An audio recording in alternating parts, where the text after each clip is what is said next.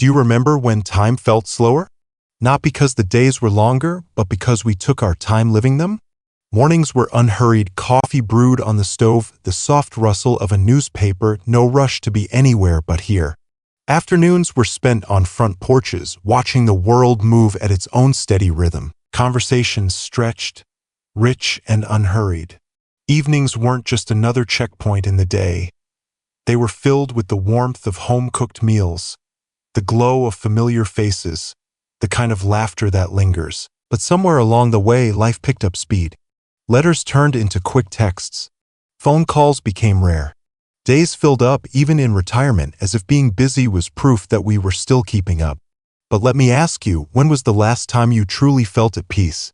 Not just for a fleeting moment, but deeply, fully, without distraction? Because happiness isn't found in the rush. It's in the spaces we too often overlook. The deep breath before sunrise, the quiet pause before laughter, the stillness of a moment fully lived. And today, we're not stepping away from life. We're stepping deeper into it, into a rhythm that feels natural, into days that feel lighter, fuller, more meaningful. So take a breath, settle in. This is your time. A time to slow down, to savor, to rediscover what truly matters. And if that speaks to you, stay with me. Because here, at Elderly Wisdom Story, we don't just talk about life, we truly live it. Now, let's begin. Slowing down feels like a lost art, doesn't it? We know deep in our hearts that life was never meant to be a race. And yet, somewhere along the way, the world convinced us that if we weren't moving, we weren't living. It told us to fill our days, to stay busy, to keep achieving. And so we did. We worked hard, built careers, raised families, met expectations, chased success. We did everything we were told would bring fulfillment. And then, one day, the noise stopped. The responsibilities eased. The long workdays ended. And we found ourselves with something we had always longed for: time. But instead of feeling free, many of us feel lost. We sit in the quiet, but instead of peace, there's restlessness. Instead of contentment, there's a lingering question: what now? Take Robert, for example. He spent 40 years building a career, waking before sunrise, answering emails late into the night, always thinking about the next project, the next promotion, the next thing to check off his list. Retirement was supposed to be his reward, but when the time finally came, he realized something unsettling. He didn't know how to slow down. The years had been so full of work that he had never learned how to simply be. The quiet felt unfamiliar. The days stretched endlessly before him, but without direction, they felt empty. Maybe you felt that too, the sense that even with more time, life still feels like it's rushing past you. That's because we've been conditioned to believe that success is about doing more. But what if we've had it backward? What if real success is about doing what truly matters? What if it's not about filling our days, but about feeling them? Taking back control of your time doesn't mean packing your schedule with distractions. It means choosing how to spend it with care. It means creating space for joy, for rest, for meaningful conversations, for the small, beautiful moments we often overlook. Imagine your time as a budget, not for productivity, but for peace. What if, instead of measuring the value of a day by what you accomplished, you measured it by how present you were? Because if not now, when? It's strange how we spend so much of life chasing things, experiences, achievements, responsibilities. And just like our schedules fill up, so do our homes. A lifetime of gathering, of keeping, of holding on. But what happens when all of it, the things, the clutter, the weight of too much, starts to feel just as overwhelming as the rushed days we were trying to escape? Margaret never thought much about her home. It was filled with pieces of her past, souvenirs from trips taken decades ago, closets packed with clothes she no longer wore, drawers full of just-in-case items. She told herself they didn't bother her, but there was always a heaviness she couldn't quite place. The house felt full, yet she felt empty. Until one day she stood in the center of it all and realized the truth: she wasn't living in a home. She was living in a museum of her past. It wasn't easy at first. Every object she picked up carried a memory, a moment, a reason to hold on. But as she began letting go, something unexpected happened. She felt lighter. It was as if with every box she packed, she was making space not just in her home, but in her heart. The silence that once felt lonely became peaceful. The extra space that once seemed empty became freeing. And when she finally settled into her simpler, uncluttered space, she felt more alive than she had in years. Science tells us that a cluttered home leads to a cluttered mind. But we don't need studies to know this, we feel it. We've all had that moment of frustration, standing in front of an overstuffed drawer, searching for something buried beneath things we don't need. Clutter is more than objects. It's the weight of what was, keeping us from fully embracing what is. But simplifying isn't about loss. It's about liberation, about creating room not just for a cleaner space, but for a clearer life. And you don't have to do it all at once. Start with one small act, one drawer, one shelf, one quiet decision to let go of what no longer serves you. Because in the end, a lighter home leads to a lighter heart. And the space you create, that's where peace begins. Letting go of things makes life lighter. But what happens when we realize it's not just physical clutter we've been holding on to, but a mindset? For years, we've been told that happiness comes from having more things, more status, more financial security. Society teaches us that a full life is measured by the size of our home, the car we drive, the things we own. And so we spend. We fill our houses, our closets, our lives until one day we stop and wonder, was this really what it was all for? James knows this feeling all too well. He spent decades working hard, providing for his family, making sure they never wanted for anything. A beautiful house, a new car every few years, all the latest gadgets. On the surface, he had everything. But as the years passed, he started to notice something. The excitement of buying something new never lasted. A new watch made him happy for a few days, a new car for a few months. But then, the feeling faded, and he'd move on to the next thing, hoping that would finally bring him lasting joy. Then his first grandchild was born. One afternoon, as he sat on the floor watching her take her first steps, something clicked. This moment, this tiny, fleeting moment, filled his heart in a way no purchase ever had. The joy in her eyes as she reached for his hands, the way she laughed as she stumbled forward, the warmth of that shared experience. It was the kind of happiness money could never buy. And so he made a decision. Instead of spending on things, he started investing in experiences, not just for himself, but for the people he loved. Instead of upgrading his car, he used that money to take his grandchildren on a road trip. Instead of buying another expensive gadget, he took a photography class to capture the memories he was now choosing to make. He learned that the best things in life aren't things at all. Science confirms what James discovered. Studies show that experiences bring far more lasting happiness than material possessions. We remember the vacations, the family dinners, the meaningful conversations, not the things we bought along the way. Possessions age, but memories grow richer with time. And in the end, James realized something even deeper. Security doesn't come from having more, it comes from needing less. The less he depended on things to make him happy, the freer he felt. True wealth isn't in what we own, it's in the richness of our relationships, the peace in our hearts, the quiet knowing that we already have enough. Maybe the secret to happiness was never in chasing more, but in cherishing what we already have. Maybe the greatest gift we can give ourselves isn't another thing to buy, but the simplicity that lets us fully embrace life. At some point, we realize that the things we once thought mattered, the house, the car, the possessions, were never what truly made us rich. After a lifetime of working, saving, and providing, we stop chasing more and start asking ourselves, what do I actually have? And the answer is simple. We don't have things. We have time. Or at least, we finally have a chance to claim it. But here's the real question. Do we know how? David spent 40 years building a career, filling his days with meetings, deadlines, and responsibilities. He was always in motion, always looking ahead to the next thing. He told himself that one day, when he retired, when things slowed down, he would finally enjoy life. But when that day came, he found himself sitting at the kitchen table, staring at the clock, wondering what now. He had spent so long being busy that he had forgotten how to just live. The first few months felt strange. The quiet felt unfamiliar, almost uncomfortable. He had spent decades structuring his days around productivity, and now, for the first time, there was nothing demanding his attention. No urgent emails, No packed schedule.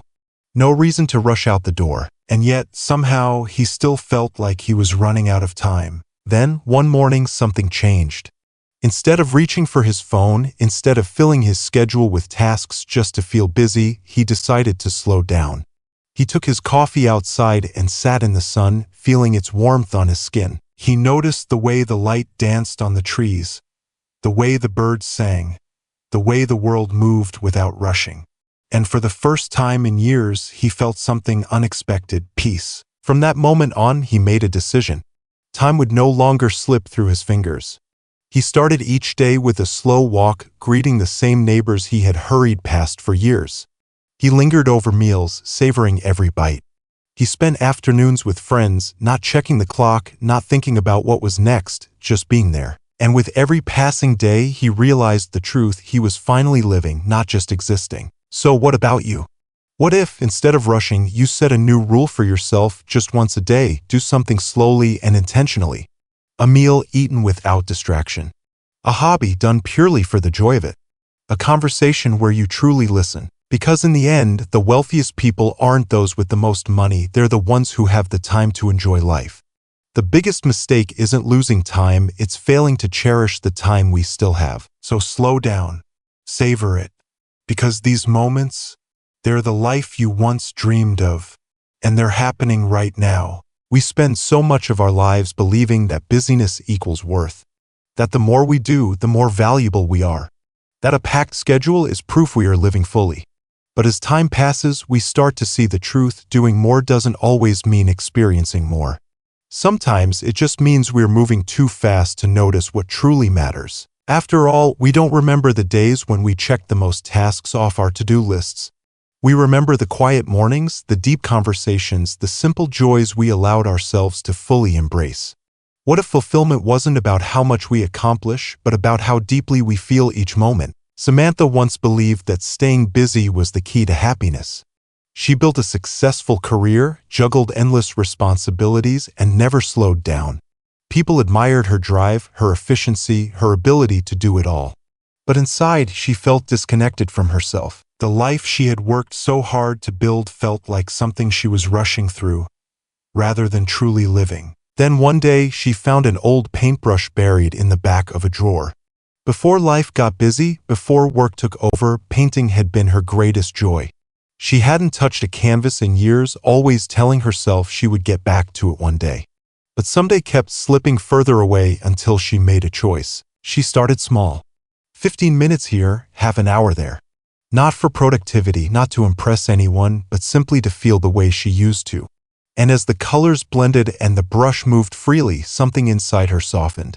The joy wasn't in achieving anything, it was in allowing herself to be fully present. We all have something like that, something we once loved but let go of in the name of being too busy. Maybe for you it was playing music, gardening, writing, or simply sitting outside and listening to the world. What if, just for today, you brought it back? Not as something to check off a list, but as something to savor. Because life isn't about filling time. It's about feeling time. Imagine the difference between taking 10 rushed vacations where the details blur together versus one slow, deeply meaningful journey where every moment lingers. Which one would you choose? Maybe we've spent too many years believing we have to do it all. But real happiness isn't found in constant motion. It's found in the pauses, the breaths, the moments where we allow ourselves to simply be. The most beautiful parts of life aren't the ones we rush through, they're the ones we choose to fully embrace. So today, give yourself permission to do less, but feel more. Because in the end, it's not how much we do that makes life meaningful. It's how deeply we experience it. There is a quiet kind of joy that comes with doing less, but feeling more. When we stop rushing, we start noticing, not just the moments in our own lives, but the world around us. The way the sky shifts from blue to gold in the late afternoon. The way trees sway gently, whispering to one another in the breeze. The way the air smells different after a storm. And in these small observations, we begin to understand something simple but profound: life has always been beautiful. We were just moving too fast to see it. That was exactly how Henry felt.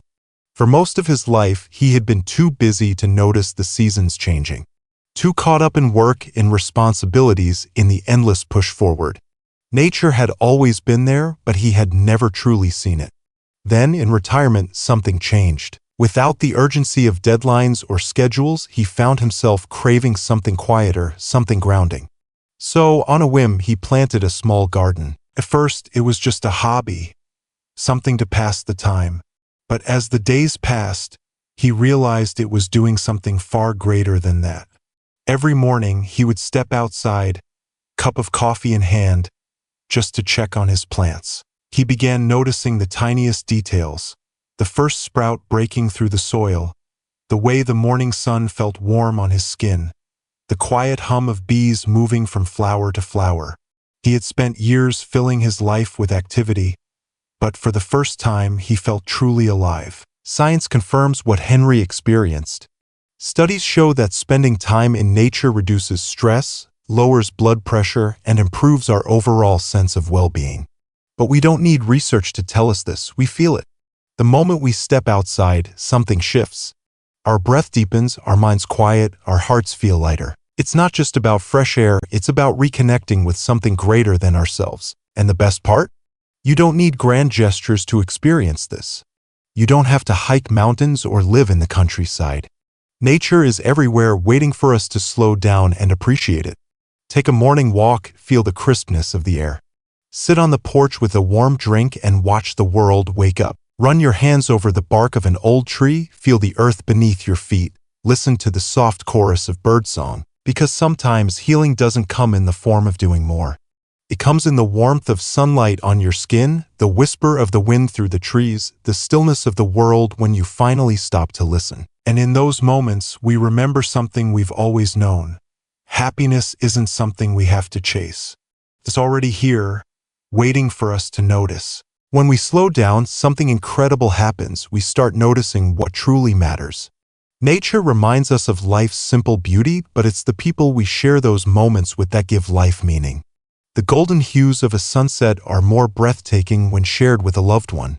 A morning breeze feels gentler when walking beside an old friend. The laughter of family around a dinner table is more soothing than any birdsong. Because, in the end, it's never just about the moments, it's about who we spend them with. Margaret understood this more than anyone. She never had great wealth, never traveled the world, never left behind a fortune. But what she did leave behind was something far more valuable. Pieces of herself, woven into words, sealed in envelopes, carried across generations. Every Sunday, without fail, she sat by her window with a cup of tea and wrote to her grandchildren. Not quick text messages, not emails, but handwritten letters, carefully crafted, filled with love, wisdom, and stories of her life. At first, they read them casually, smiling at her neat cursive, tucking them away in drawers. But when Margaret was gone, those letters became more than paper and ink. They became a voice when they longed to hear hers, a source of comfort in moments of doubt, a reminder that love does not fade with time. When life became difficult, they unfolded her words, hearing her guidance as if she were still sitting beside them. It wasn't the things Margaret owned that mattered. It was the love she left behind. We often spend so much time working for a future we hope to enjoy, filling our homes with things we believe will bring happiness. But at the end of our lives, no one will talk about the cars we drove, the houses we lived in, or the things we collected. They will talk about the laughter we shared, the kindness we showed, the love we gave freely. Because relationships, not possessions, are the true measure of a life well lived. But how often do we let the most important people in our lives slip into the background? How often do we tell ourselves, I'll call them soon? I'll visit next time. I'll say what I need to say one day? What if today was that one day? Call the friend you've been meaning to reach out to. Tell them they still matter. Plan a meal where everyone puts their phones away and simply enjoy being together. Write a letter not because you have to, but because your words may one day become a treasure beyond measure. Because your legacy isn't what you leave behind, it's who you leave behind. And when everything else fades, love is the only thing that truly remains. When we look back, it's never the things we owned that define our lives, it's the people we loved, the moments we shared, the impact we left behind. But as one chapter closes, a question lingers: what comes next? For years, purpose was clear. We built careers, raised families, took care of responsibilities. Our days were filled with tasks, goals, and the comforting certainty that we were needed. Then suddenly the pace slows. The house is quieter.